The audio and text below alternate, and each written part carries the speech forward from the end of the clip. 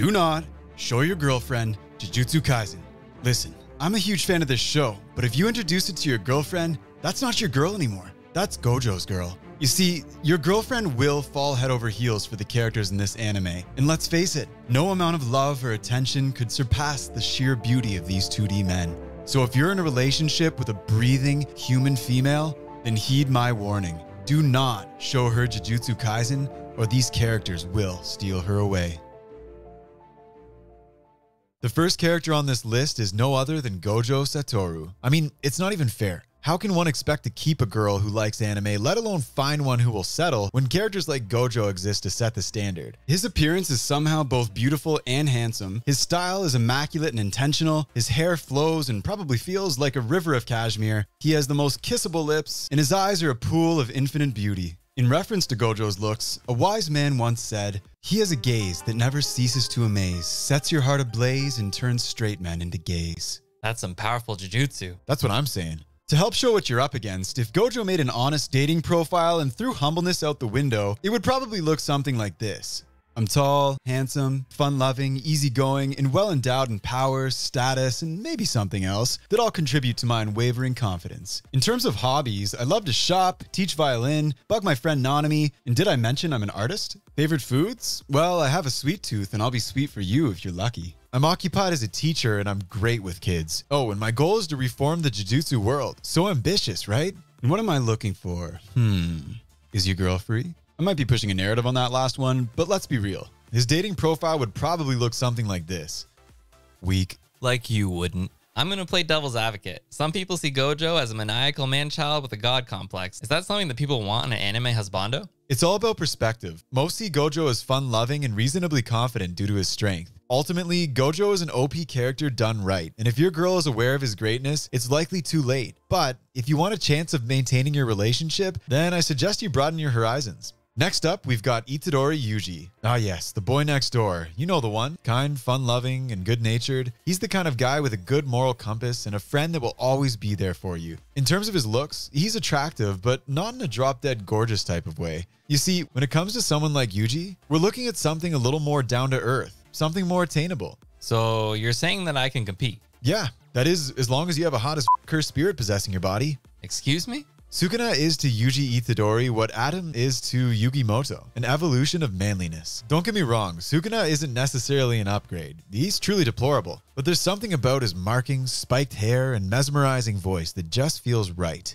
We are talking about this man right here, correct? Yep. The one who upon first waking says,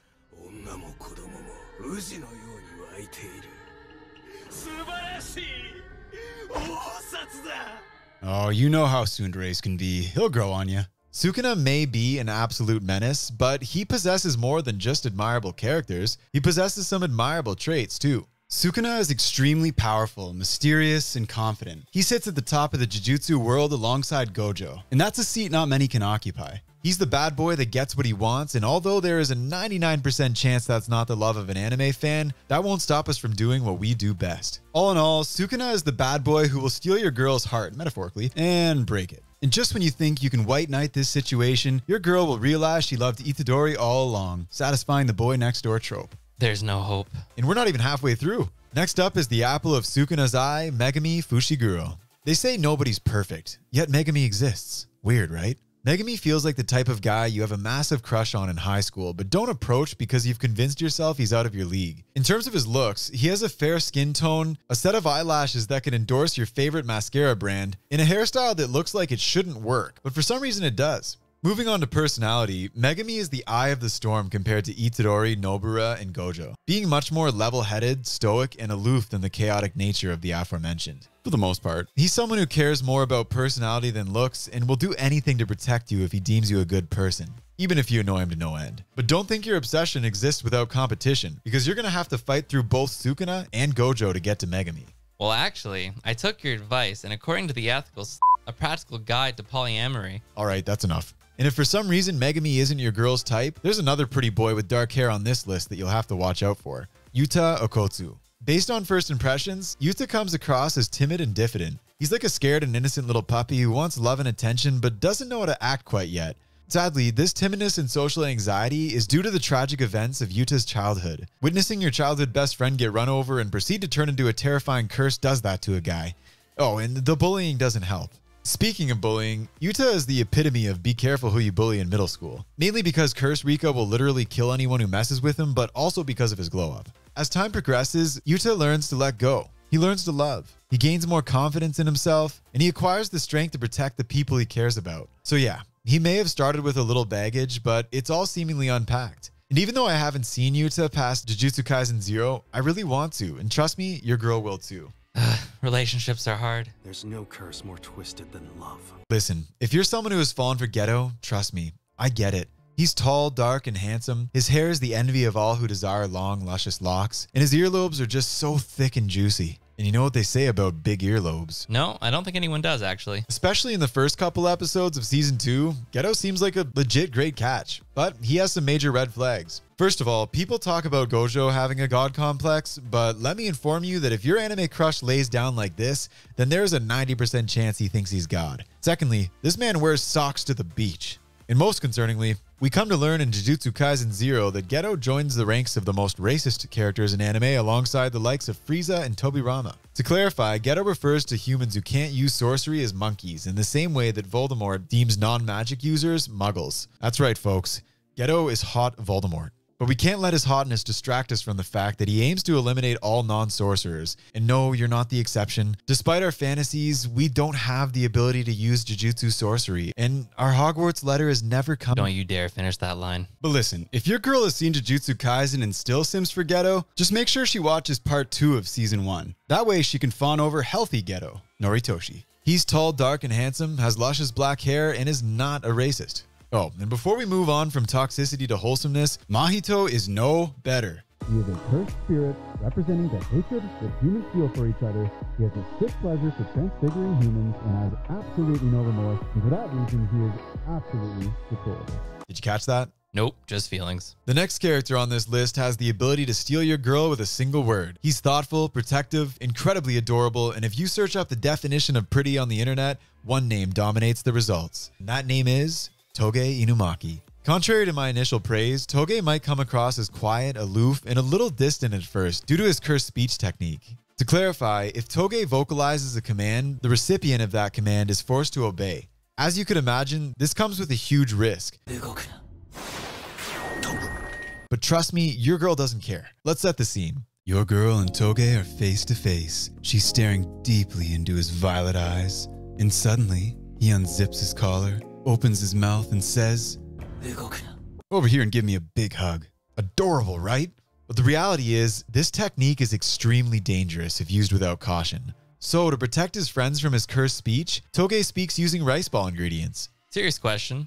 Why would my girl leave me for a guy who only speaks in rice ball ingredients? Well, love and logic don't always coincide. For example, while you're asking that, your girl is probably asking more important questions. Regardless, I'm sure Toge wouldn't intentionally steal your girl, right, Toge?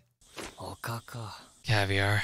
Finally, we're going to discuss one of my personal favorites, the second most popular sensei at Jujutsu High, but the first in both style and class, Nanami Kento. To me, Nanami feels underrated when compared with Gojo, but I think he's just as much of a threat. He's got a jawline so sharp, it could cut diamonds. His style is so sharp, it could cut diamond. Wait a second. Nanami is quiet, calm, and reserved. He's so indifferent and serious that it comes across as comedic, and it makes for some hilarious interactions when paired with someone like Gojo. He doesn't glorify work and finds the mundane nature of it draining. If you ask him to work overtime, he'll scoff at the thought. And if you're wondering why he became a Jujutsu sorcerer under these circumstances, it's because he thought it was slightly less shitty than being a salaryman. All in all, this man is the spirit animal for the working class. Ultimately, Nanami comes across as a very down-to-earth and likable character, but what sets him apart for many is his legendary voice actor, Kenjiro Tsuda. Within the anime community, Kenjiro Tsuda is praised for having a voice that makes anyone who hears it hot and bothered.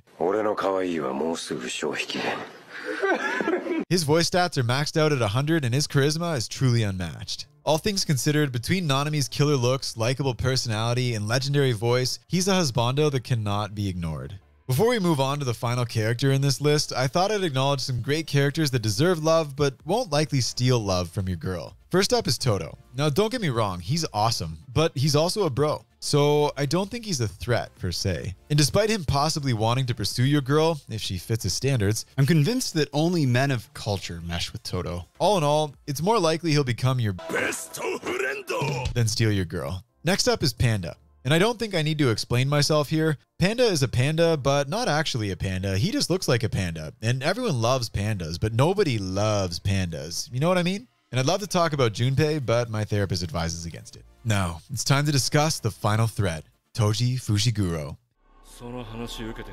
I've heard whispers of Toji amongst the Jujutsu Kaisen community for quite some time, but now that he's animated, those whispers have turned into boisterous woofs. And honestly, I can't blame them. I have never had such a strong desire to be placed in a headlock. Is your therapist accepting new patients? I'll give her a call. Anyways, it's obvious that Toji's body was sculpted by the gods, and after bearing witness to its glory, I am now a man of faith. As you could imagine, Toji stands emit lust like cursed energy. But interestingly enough, Toji doesn't emit cursed energy at all. I mean, when it comes to DILF energy, this man radiates it. He may be a terrible father, but he's still the #1 daddy on this list. Where was I? All right. Toji has zero cursed energy, and that's one of the reasons why people are so enthralled by his character. He's an absolute badass and powerhouse, capable of taking on the likes of Gojo using only biceps and tactics. And it goes without saying, but he looks great doing it. In terms of a relationship, he's obviously bad news, but that's not going to stop your girl from self-inserting as that worm on his shoulders. Come on, are you serious? I know, right? But that's the power that these characters have over us. Us? If your girl watches this show, she will fall for one of these characters. Whether it's Gojo's charisma, Yuji's charm, Sukuna's presence, Megumi's makeup routine, Toge's thoughtfulness, Nanami's voice, or Toji's DILF energy, there's something for everyone on this list. And you and I both know that the girls in this anime pose just as much of a threat. And with all of that out of the way, it's time for the moment of truth. You're watching Jujutsu Kaisen and your girlfriend walks in. What do you do? A. Invite her to watch. B. Bark boisterously. C. Mustard leaf. D. Pull out the ethical... All jokes aside, please share Jujutsu Kaisen with everyone. There's enough love out there for people of all dimensions. But just to be safe, you might want to check out our Don't Show Your Girlfriend Attack on Titan video. And keep your eyes peeled for a Gojo husbando analysis in the near future. Anyways, thank you so much for watching, and we'll see you in the next one.